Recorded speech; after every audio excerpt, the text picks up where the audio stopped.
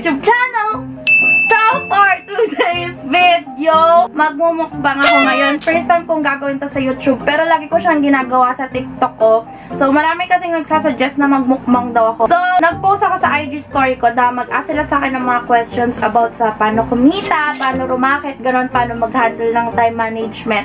So, ngayon, magsasagot tayo habang kumakain. Tapos kasama ko dito si Jaja! Magmukbang din kami dalawa. Ang pangit naman pag ako lang mag-isa. Then, mga bibi, thank you so much sa lahat ng nag-subscribe sa channel ko. Umabot na tayo ng 12,000 subscribers! So, ang pagkain natin ngayon is pakita ko na lang sa inyo. Ito is atay. Yan, atay. Tapos, french fries, potato corner, barbecue kalahati. Tapos, yung kalahati niya is sour cream. Tapos, ito mga barbecue, isaw, ganyan. Tapos, 3 balot. Siguro mga 2 lang yung kakainin natin dyan or isa. Tapos, 2, kwek-kwek. Tapos, alumpiang ubod. So, let's go! Ginagawa mo! Di pa ako kumakain, no? Sobrang gutom na gutom na. Alam niyo ba, tank build na ako mga bibi. Napopokus ba dyan? Hindi napopokus. Helicopter! Helicopter!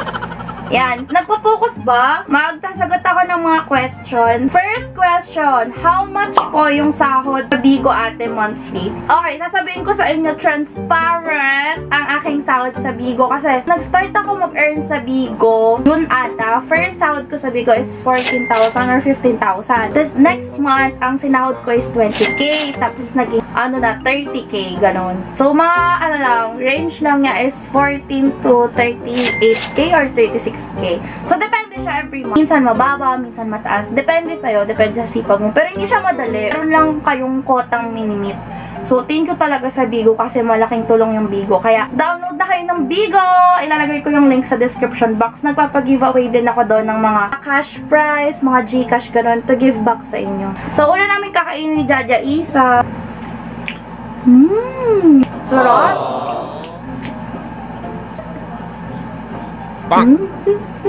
One down. Thank you, Lord. Next question. Nag-earn po ba kayo sa TikTok or Facebook? Sabi ni Liz XJLN. So, siya ulit yung nagtanong. Mga bibi sa TikTok, wala akong kinikita sa pagpo-post sa TikTok. Sa Facebook din, wala pa kasi akong followers sa Facebook gaano. Pero alam ko, may mga kumikita na sa Facebook. Malaki ang kita daw sa Facebook kaysa sa YouTube. Sa TikTok, by endorsement. Sa Facebook, wala pa akong paid endorsement sa Facebook. Kasi wala akong FB page. Meron naman akong FB page, kaso 1k followers. So, hindi ata pa siya applicable. Matagal na ako nag-start mag-TikTok, pero napupunta ako sa FYP nyo mga March na. So, advice ko sa inyo, mag-TikTok kayo kung gusto nyo talaga mag-create ng content. Kasi walang imposible kay Lord. Kuha ka pa dyan. Walang imposible kay Lord. Ibibigay at ibibigay nyo yun. Ang saya kaya, gusto mo yung ginagawa mo, tapos kumikita ka, natutulungan mo yung pamilya mo. Yan. Sorry ang ingay ko kumagat ha. Nayorit ko tayo ba ito? Bang! Kuha ka pa dyan. Ayun, potato corner ng next. Sabi ni Angel, how do you save money po? Lalo na ngayon na sabay-sabay ang gastos mo. Actually, mga bibi, nagkaroon naman ako ng ipon sa pagti-TikTok ko, sa paggawa ko ng endorsements, gano'n. Kaso nga lang naubo siya mga bibi nung nagkasakit si Mamang. Ang nagastos kay Mamang yung hospital bill niya is 100,000 pesos. Tawasan naman siya ng PhilHealth tapos senior. Tapos ang ginastos ko mga around 70k plus. Iba pa dun yung mga laboratories, yung mga pa-check up dati. So limos talaga yung ipon ko. Kaya nag-i-start ulit ako mag-ipon. Since si Mamang nandito na siya sa bahay namin, nag-i-start ulit ako mag-ipon. Lalo na sa bagong bahay. Wala pa kasi yung mga gamit masyado. Kaya ang ginagawa ko, may sahod ako, yung kalahati nun, iniipon ko talaga. Napupunta siya sa ipon ko. Kasi yung kalahati, yung mga pang expenses na namin. Ako kasi hindi naman ako maluho mga bibi. Dati maluho ako, pero ngayon hindi na. Maluho lang ako sa pagkain. So, yun. Next, potato corner. Jaja. Sour cream ang aking favorite. Ate Bane, anong need na unahin paglalaan ng sahod sa adulting? Stay strong. Ang lagi kong unang binabayaran is, those stress pala, wait lang. Nagdikit-dikit na kasi kanina pa to. Ayan, those stress. Kumakain mo kayo nito. Favorite ka to. Diyan kuha ka. Ang inuuna kong bayaran is yung kuryente. Kuryente, tubig, tapos bigas. Mga pagkain muna inuuna ko. Tsaka mga gamot ni mama. So, next question. Ano pong work mo? So, maraming nagtatanong sa akin mga bibi ko anong work ko. Ang work ko mga bibi is endorsement sa TikTok. Hi. Ano si Seya? Sorry naman. Okay lang bali. Sinipsip ko nga yun. So, yun. Endorsement sa TikTok. Tapos, nagbibigo live ako. Nagbebenta ako sa Shopee. Yun yung mga pinagkakakitaan ko ngayon, mga bibi. Thank you talaga kay TikTok. Thank you talaga sa inyo. Kasi kung hindi dahil sa inyo, wala naman ako dito eh. Alam niyo ba mga bibi, sobrang thankful ako sa inyo. Kasi sa support niyo, napapagamot ko si Mamang. Tapos, nabibigay ko yung gusto nila, Mamang at Papang. Syempre, yung gusto ko din, mga gusto kong kainin, ganun. Thank you. Paano niyo po napagsasabay yung trabaho, school, and pag-aalaga kay Mamang? Actually, mas lamang ngayon yung pag-aalaga kay Mamang, tsaka yung pag-work ko. Kaya yung mga groupmates ko talaga, lalo na yung mga friends ko, sobrang thankful ako sa kanila kasi naiintindihan nila ako. Pero hindi naman ako pabigat to the point na hindi ako nagpapasok. Ganun. Ang ginagawa ko lagi, priority ko yung mas una yung deadline. For example, deadline ngayon ng school ko, mas unahin ko yun. Kailangan meron akong gawin sa isang araw, hindi lang ako puro tulog. Pero kailangan nyo din matulog mga bibi ha. Aga, mag-online class ako. Minsan nga din ako ma-attend pero pasad naman ako mga bibi. Nakapagpasa pa rin naman ako. Tanong ni Shaynel, kumikita ka na ba ate sa YouTube? Hindi pa mga bibi. Hindi pa ako monetize sa YouTube. Nag-start pa lang ni. Kasi sa YouTube, kailangan 4K watch hours. Balot! 4K watch hours. Ano pa lang ako? 2K pa lang ata. So, di ba ako makita sa YouTube? Nag-enjoy pa lang ako. Ay, oo nga, asin, Ja. Thank you, Ja. PA Yarn. Gusto niya nga doon mag-PA. Idol niya kasi si Zainab. Kaya sabi niya pag nag-grow yung YouTube ko, gusto niya daw ng shoutout kay Zainab. As in mga bibi, napapaginipan niya si Zainab, si Ate Zainab. Hindi ba ako kumikita sa YouTube? Kasi maraming nagsasabi na mag-YouTube ako. Minsan nabibitin sila sa mga vlogs ko, mini vlogs ko sa TikTok. Kaya nag-YouTube ako. Tsaka parang gusto ko i-try something new ganun.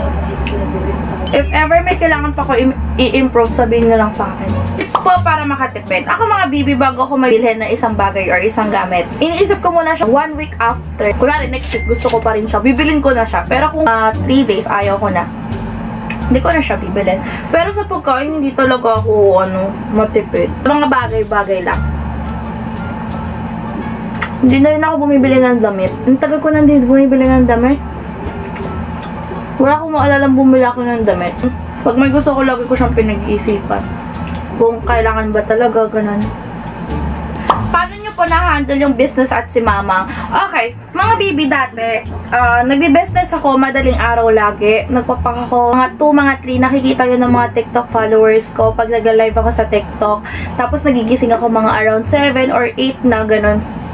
So, as in, singit talaga yung oras ko. Pero ngayon, nandito yung pinsan ko. Ayan si Jaja, kasabay ko din siya mag-pack dati. Pero ngayon, nandito na si Seya, yung pinsan ko. Siya yung nagpapack ng orders. Tapos, nagpo-promote na lang ako. Kaya, sobrang dali ng pag-business ko ngayon. Pero, ayun, dati, madaling araw ako nagbe-business talaga. Nagpapack, nagpo-promote, lahat madaling araw. Pagdating sa umaga, online class, or si Mamang. Hindi lang yung sagot, mas marami yung kakainin ko.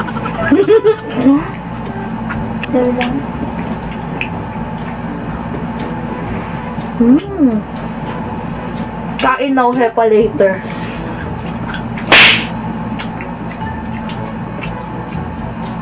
Hanggang kailan tumatagal sa'yo po yung sahod mo? Nakakapag-ipon nga ako mga bibi, kaso ngayon, sahod ko bawas agad kasi kailangan ko bumili ng aircon para sa bagong bahay namin kasi bawal mainitan si Mamang. So, bala kong bumili ng inverter type na aircon. So, mga 31K yon.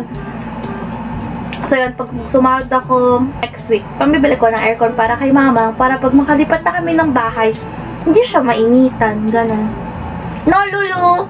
Ano po kadalasan ang pinagagamitan ng kita nyo except sa pang-araw-araw? Ang ganda to. Napupunta yung sahod ko sa mga gamit sa bahay. Mga appliances, ganon. Mahilig akong bumili ng mga gamit sa bahay. Like, mga organizer, ganon, mga ilaw, Alam niyo yung pamatay ng lamok, yung dimer. Yung mga yun yung binibili ko sa Shopee, di ba, Ja? Yun yung mga lagi kong binibili. Mga inidoro ni Mamang. Pupunta yung sahod ko sa mga glucometer, mga pang-blood pressure. Yun, doon na pupunta yung sahod ko. At syempre sa pagkain. Hindi ako madamot sa sarili ko. At saka hindi ako madamot sa family ko, sa mga pinsan ko sa pagkain. For this life. Kaya ang taba ko na. Ate, ask ko lang po, any tips I'm starting po a small business? Ako mga bibi, hindi naman ako super duper na lang. Hindi ako sobrang successful pa sa business ko kasi hindi ko pa nga siya napagtutuunan ng pansin. Pero ang may advice ko lang sa'yo, for example, may kita ka ngayon or bukas wala kang kita, huwag ka, okay lang naman malungkot, pero huwag mo titigil yung business mo, tuloy-tuloy lang. Tapos, ngayon wala kang benta. Panahon na wala kang benta, gamitin mo yan para tumingin ka ng mga bagong products na ilalabas mo or di kaya mga bagong marketing strategy or yung mga kailangan mong gawin para mas mapaunlad yung business mo. Parang paano mo masasolve yung mga problems. Like, pag wala akong benta, ang ginagawa ko, naghanap akong bagong products o kaya nag-iisip ako ng bagong pakulo, mga discount promotions, ganun. Pero hindi pa rin sobrang successful ng business ko, mga bibi ko, kasi hindi ko nga siya napagtutuunan ng pansin. Parang rocket. Pero pag gumraduate ako, since BSBA naman ako, financial management, gusto ko talagang i-pursue talaga yung business ko. Yun. Nalulabas! No! Tanong ni Yu! Ay, si ano to si Eunice. Friend ko to sa'yo, nag-crypto ka, or nag-crypto ka, hindi ko pa na-try. Pero lagi namin yung inaaral sa school. Nagbabasa kami ng mga trend lines. Pero, hindi ko pa siya noon na-try. At what age do you want to settle? Hindi ko pa alam, mga baby. Siguro hindi pa ngayon, or matagal pa, kasi kailangan ko muna gampanan yung mga responsibilities ko kay mama at papa. Hindi mo na ako mag-aasawa ko. Hindi pa ako nakakagala masyado kasi walang magbabantay kay mama. Siguro pag nagawa ko na lahat ng responsibilities ko, doon ako magsasettle. So, hindi ko pa alam kung kailan yan. Pero matagal pa yun, mga baby. Sila mga at papang muna. Yun yung lagi ko sinasabi. Kahit may boyfriend ako, alam ni Renzo na ang priority ko ngayon is family ko tsaka sarili ko. And he respects that. Pakit yarn. Income niyo 1 month, 40 to 70k, ganun, or 60k. Yun. Pero dati wala. Lahat nagsisimula sa wala. Ang nilook forward ko actually tapos na yung renovation ng bahay namin. So, ang nilook forward ko is, malagyan siya ng mga gamit, mga TV, ganun, elevator, joke. TV, air fryer, di na naman nagpo-focus. Saan kaya nagpo-focus to? TV, tapos gamit sa bahay, sofa, bed, aircon. Yun yung mga gusto ko nipunta. Mga gamit. Anong pagsubok na dumarating sa'yo na kayanan mo lahat? Tanong ni Darien Padillas. Lagi ko lang kasing tinitignan yung mga taong nakarely sa akin or yung mga taong umaasa sa akin, like sila mga matpapang, like bawal kung hindi kayanin. Kasi paano naman sila? For example, ako, pag lagi lang ako nagbe-breakdown tapos wala akong ginagawa, mas mahihirapan sila mama at papang. Kaya ako, mahirap para sa akin, pero mas mahirap sa grandparents ko kapag hindi ko kinaya. Nakaya ko kasi meron akong pinaglalaan. Lagi ko lang inisip sila mama at papang. Kaya strong din ako. Tsaka yung mama ko kasi, mga bibi, hinulma niya ako nung buhay pa siya. Sinanay niya na ako mamalengke. High school pa lang ako na mamalengke na ako. Ako na yung naghahawak ng pera namin sa bahay. Ayun. So, nag-alarm na. Mag-monitor na ako ng sugar ng mamang. Ang lagkit ng cellphone ko. So, thank you so much, mga baby, for watching my vlog. Sana may natutunan kayo. Kahit mukha akong pera, puro pera yung pinag-uusapan ngayon. Don't forget to click the subscription button below and comment nyo, mga bibi, kung ano yung next kong Eva vlog. Help me decide kung anong content. Ooh! Thank you so much, mga bibi ko! Happy 12,000 subscribers! Thank you sa lahat ng mga nagpo-follow sa social media accounts ko. At papasok ko lahat ng comments nyo. Mapa-TikTok man, mapa-YouTube, mapa-Facebook. Thank you so much, mga bibi. I love you all! Thank you! Bye-bye!